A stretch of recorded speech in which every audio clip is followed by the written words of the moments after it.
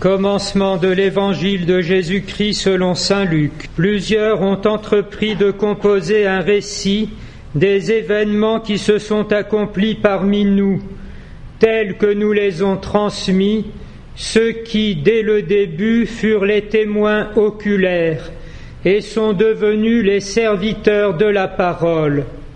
C'est pourquoi j'ai décidé, moi aussi, après m'être informé soigneusement de tout depuis les origines, d'en écrire pour toi, cher Théophile, un exposé suivi, afin que tu te rendes bien compte de la solidité des enseignements que tu as reçus. Lorsque Jésus, avec la puissance de l'Esprit, revint en Galilée, sa renommée se répandit dans toute la région. Il enseignait dans les synagogues des Juifs, et tout le monde faisait son éloge. Il vint à Nazareth où il avait grandi. Comme il en avait l'habitude, il entra dans la synagogue le jour du sabbat, et il se leva pour faire la lecture. On lui présenta le livre du prophète Isaïe. Il ouvrit le livre et trouva le passage où il est écrit « L'Esprit du Seigneur est sur moi, parce que le Seigneur m'a consacré par l'onction. Il m'a envoyé porter la bonne nouvelle aux pauvres, annoncer aux prisonniers qu'ils sont libres, et aux aveugles qu'ils verront la lumière, apporter aux opprimés la libération, annoncer une année de bienfaits accordée par le Seigneur. » Jésus referma le livre, le rendit au servant et s'assit. Tous dans la synagogue avaient les yeux fixés sur lui. Alors il se mit à leur dire « Cette parole de l'Écriture que vous venez d'entendre, c'est aujourd'hui qu'elle s'accomplit. » Chers frères et sœurs, la providence liturgique a voulu que, pendant l'année de la foi, nous entendions le commencement de l'évangile de Jésus-Christ selon saint Luc, où en quelques versets saint Luc explique comment il a travaillé, en quoi consiste son évangile, avec une idée bien précise, afin que tu te rendes compte, mon cher Théophile, cher ami de Dieu, de la solidité des enseignements que tu as reçus. Il faut en effet avoir de temps en temps l'occasion de réfléchir à la solidité des fondements sur lesquels repose notre foi, afin de pouvoir persévérer avec assurance et ne pas hésiter, mais avoir la simplicité de l'annoncer et de la partager à nos frères, non pas comme notre opinion, mais la vérité que nous avons nous-mêmes reçue parce qu'elle nous a été transmise. Par qui ? Des gens qui sont devenus serviteurs de la parole, qui ont effectivement consacré leur vie à ce que ces choses-là soient connues. Quelles choses ? Les événements qui se sont accomplis parmi nous. Nous ne transmettons pas, chers amis, une doctrine, bien que ce soit la vérité.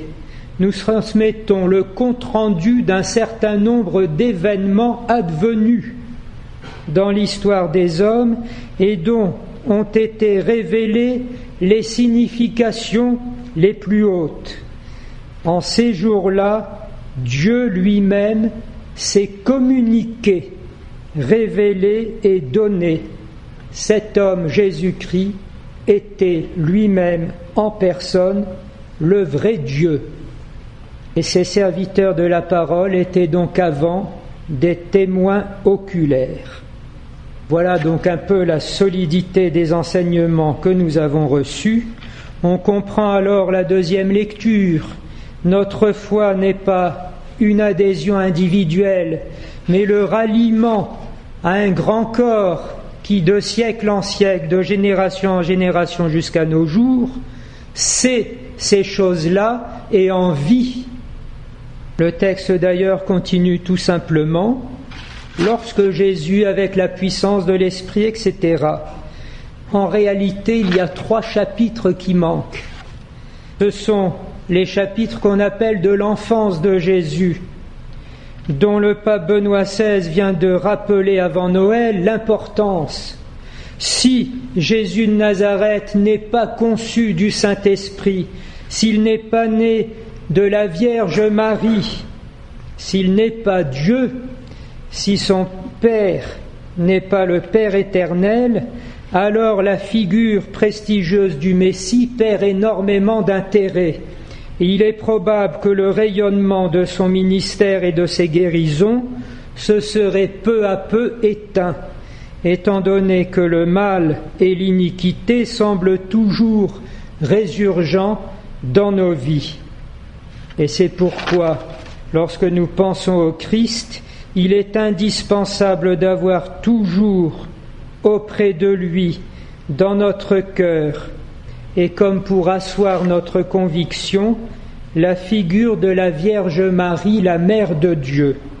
On sait comme de nos jours, beaucoup de parcours spirituels sont teintés de façon mariale. Il n'y a pas là d'abord une dévotion, mais la nécessité pour nous de nous remettre toujours, grâce à la Vierge Marie, dans la vérité de notre foi. Du coup, nous comprenons et nous terminerons par là pourquoi le Seigneur nous propose aujourd'hui s'accomplit pour nous la parole de Dieu. Le Seigneur Jésus est toujours avec nous lorsque nous sommes touchés intérieurement par des sentiments religieux. C'est en réalité plus profondément au-dedans de nous notre participation à ce mystère du salut. Nous en sommes les bénéficiaires, mais étant plongés dans le baptême, comme le rappelait saint Paul, ayant pris notre place dans ce grand corps de l'Église, nous en sommes aussi les artisans et les témoins. Il y a eu un certain nombre d'événements ou d'agitations aussi dans notre pays ces dernières semaines.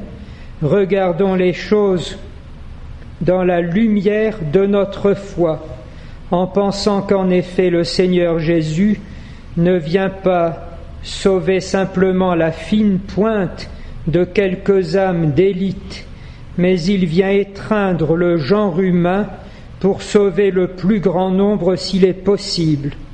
Or, si nous sommes vraiment les membres du Christ, c'est bien à travers nous, en nous, et disons avec humilité grâce à nous, qu'il pourra en toucher beaucoup. Cela n'est possible que si nous demeurons dans la foi et si nous obtenons par notre humilité, notre prière, la grâce de Dieu et l'intercession maternelle de la Vierge Marie.